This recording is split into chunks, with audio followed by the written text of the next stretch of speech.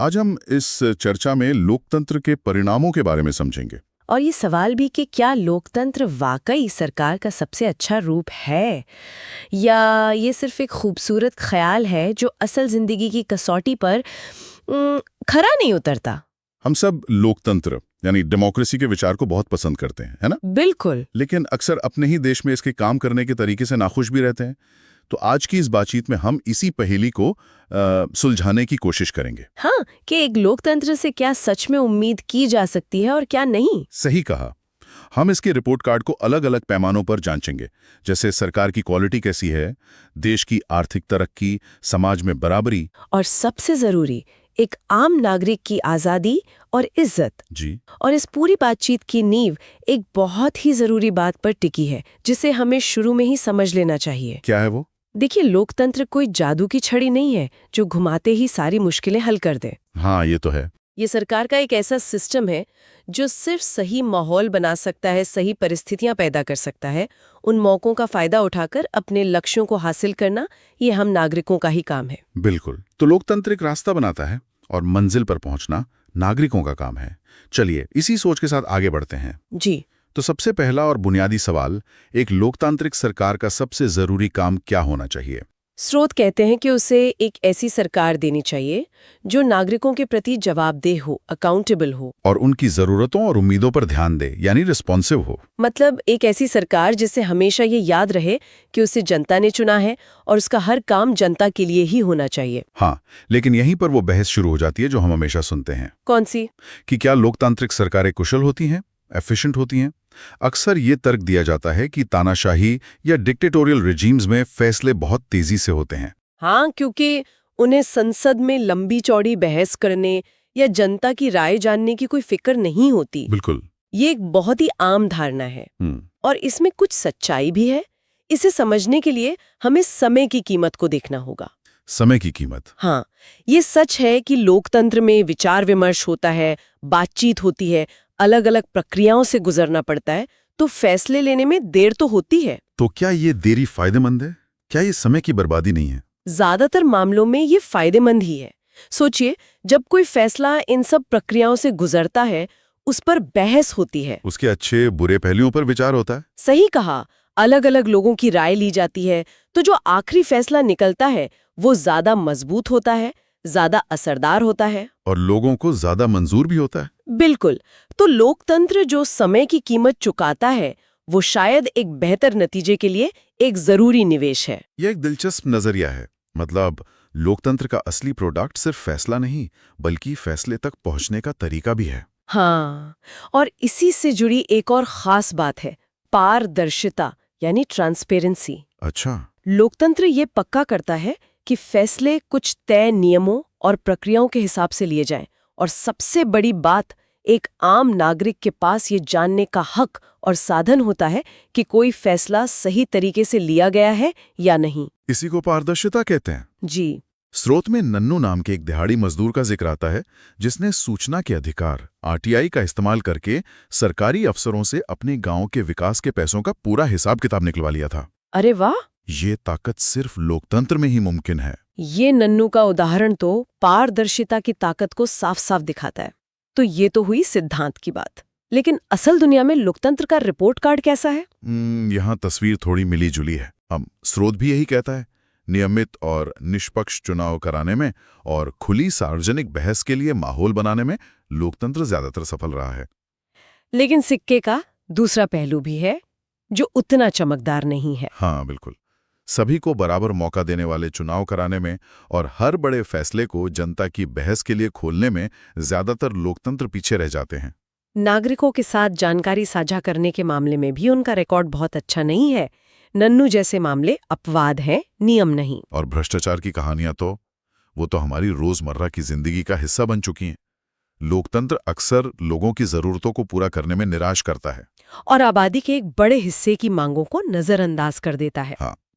इन तमाम कमियों और शिकायतों के बावजूद एक मैदान ऐसा है जिसमें लोकतांत्रिक सरकार किसी भी दूसरे विकल्प से, मैं कहूंगी, 100 गुना बेहतर है। और वो क्या है? वो है वैधता, यानी लेजिटिमेसी। इससे थोड़ा और आसानी से समझाइए, इसका क्या मतलब है? देखिए, एक लोकतांत्रिक सरकार धीमी हो सकती है, कम कुशल हो सकती है, हो सकता है वो हमेशा बहुत जिम्मेदार या साफ सुथरी ना हो।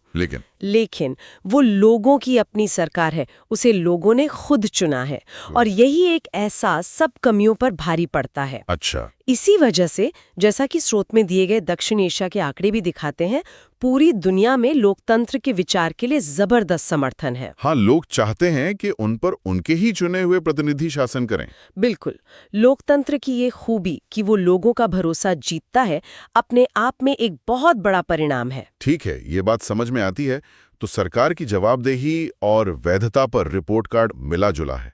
अब आते हैं दूसरे बड़े सवाल पर, जो हर किसी की जिंदगी से जुड़ा है, अर्थव्यवस्था। ये भ्रष्टाचार और सरकार का लोगों की जरूरतों पर ध्यान न देना अक्सर आर्थिक दिक्कतों से जुड़ा होता है। तो सवाल ये उठता है कि क्या लोकतंत्र आर्थिक मोर्चे पर बेहतर प्रदर्शन करता है? क्या ये सिर्फ राजनीतिक आजादी देता है या जेब भरने में भी मदद करता है? ये एक ऐसा सवाल है जहां लोकतंत्र की परीक्षा थोड़ी और कड़ी हो जाती है। एक मिनट, यहां स्रोत में दिया गया एक आंकड़ा तो चौंकाने वाला है। कौन सा? इसमें लिखा है कि 1950 से 2000 के बीच, यानी 50 सालों तक, तानाशाही वाले देशों में आर्थिक विकास की दर लोकतांत्रिक देशों से थोड़ी बेहतर रही है। ये तो पूरी कहानी पलट देता है। हाँ, पहली नजर में ये आंकड़ा जरूर परेशान करता है। हम तो हमेशा यही सुनते हैं कि लोकतंत्र विकास के लिए सबसे अच्छा है। हाँ, लेकिन यहां भी हमें थोड़ा गहराई में जाके देखने की जरूरत है।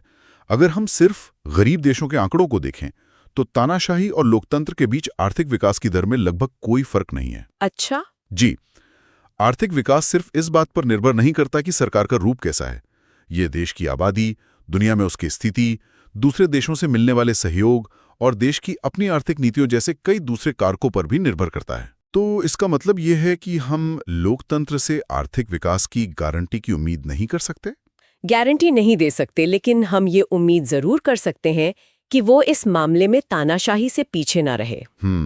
और जब हम लोकतंत्र के दूसरे फायदों, जैसे कि नागरिकों की आज़ादी और सम्मान, को साथ में रखकर देखते हैं, तो ये फिर भी एक बेहतर सौदा ही नजर आता है। चलिए, विकास दर की बात तो ठीक है, लेकिन आर्थिक असमानता का क्या? लोकतंत्र राजनीतिक समानता के सिद्धांत पर आधारित है। हर नागरिक का एक वोट, जिसकी कीमत बराबर है। हाँ। क्या ये राजनीतिक बराबरी आर्थिक बराबरी में भी बदलती है? और यहीं पर लोकतंत्र अपनी सबसे बड़ी चुनौती का सामना करता है। मतलब? स्रोत के मुताबिक ऐसा बिल्कुल नहीं होता, बल्कि असलियत ये है कि ज्यादातर लोकतांत्रिक देशों में आर्थिक असमानताएं बढ़ती हुई दिखती हैं। मुट्ठी भर अमीर लोग देश की ज्यादातर दौलत और आमदनी पर कब्जा कर लेते हैं, और उनका यह हिस्सा बढ़ता ही जाता है। हाँ, वहीं दूसरी तरफ समाज के सबसे निचले पायदान पर खड़े लोगों के पास जीने के लिए बहुत कम साधन होते हैं और उनकी आमदनी घट रही होती है। ये तो एक बहुत बड़ा विरोधाभास है। देश में गरीब लोग मतदाताओं का एक बहुत बड़ा हिस्सा है और कोई भी राजनीतिक पार्टी उनके वोट खोना नहीं चाहेगी। बिल्कुल। फिर भी लोकतांत्रिक तरीके से चुनी गई सरकारें गरीबी के सवाल को हल करने के लिए उतनी गंभीर नहीं दिखती जितनी उनसे उम्मीद की जाती है। स्रोत में बांग्लादेश का उदाहरण है, जहां आज भी आधी से ज्यादा आबादी गरीबी में जी रही है। बिल्कुल। राजनीतिक बराबरी को आर्थिक बराबरी में कैसे बदला जाए, ये एक ऐसा सवाल है जिससे आज दुनिया के लगभग सभी लोकतंत्र जूझ रहे हैं। ये उनकी सबसे बड़ी नैतिक और व्यवहारिक परीक्षा है। ये हमें एक बड़े सवाल पर लाकर छोड़ देता है। किसी भी देश में इस बढ़ती हुई आर्थिक असमानता को कम करने के लिए एक लोकतांत्रिक सरकार आखिर क्या ठोस कदम उठा सकती है? ये एक ऐसा सवाल है जिस पर हम सबको सोचने की जरूरत है। सही बात है। चलिए अब आगे बढ़ते हैं। ये आर्थिक बंटवारा अक्सर समाज में दूसरी दरारों को और गहरा कर देता है। तो हमारा अगला सवाल इसी से जुड़ा है। सामाजिक सद्भाव। हाँ, क्या लोकतंत्र समाज में मौजूद अलग अलग समूहों, जैसे कि धर्म, जाति और भाषा के बीच के तनाव को सफलतापूर्वक संभाल सकता है? हाँ, और ये लोकतंत्र का एक निश्चित प्लस पॉइंट है। देखिए, कोई भी समाज अपने अलग अलग समूहों के बीच के झगड़ों को पूरी तरह और हमेशा के लिए खत्म नहीं कर सकता। ये तो सच है। लेकिन लोकतंत्र इन झगड़ों को संभालने का, उन्हें मैनेज करने का एक तरीका जरूर देता है। ये इन तनावों के लिए एक तरह का सेफ्टी वॉल्व बना देता है, ताकि वो फटकर हिंसक ना हो जाएं।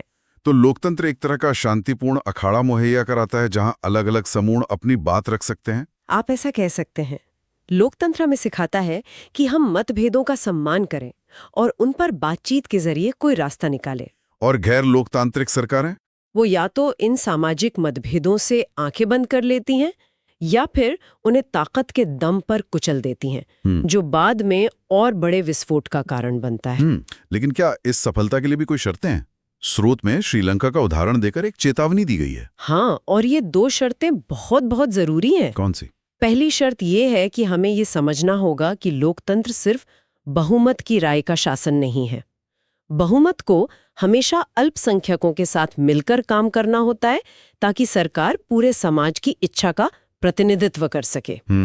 बहुमत और अल्पसंख्यक की राय को स्थायी चीज नहीं होती, वो बदलती रहती है। बिल्कुल।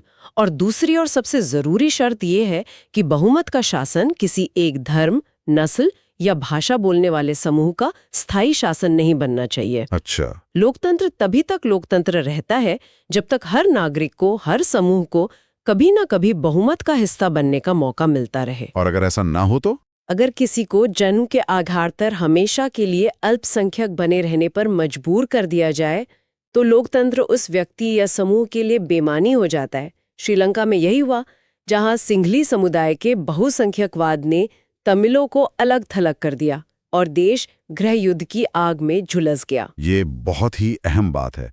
अब आते हैं आखिरी और शायद सबसे जरूरी पैमाने पर, नागरिकों की गरिमा और स्वतंत्रता, यानी डिग्निटी एंड फ्रीडम। जी। इस मामले में लोकतंत्र का प्रदर्शन कैसा है? इस मामले में लोकतंत्र किसी भी दूसरी सरकार से कई ज्यादा बेहतर है, कई ज्यादा श्रेष्ठ है।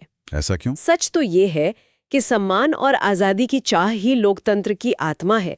हर इंसान चाहता है कि उसके साथ इज्जत से बर्ताव किया जाए।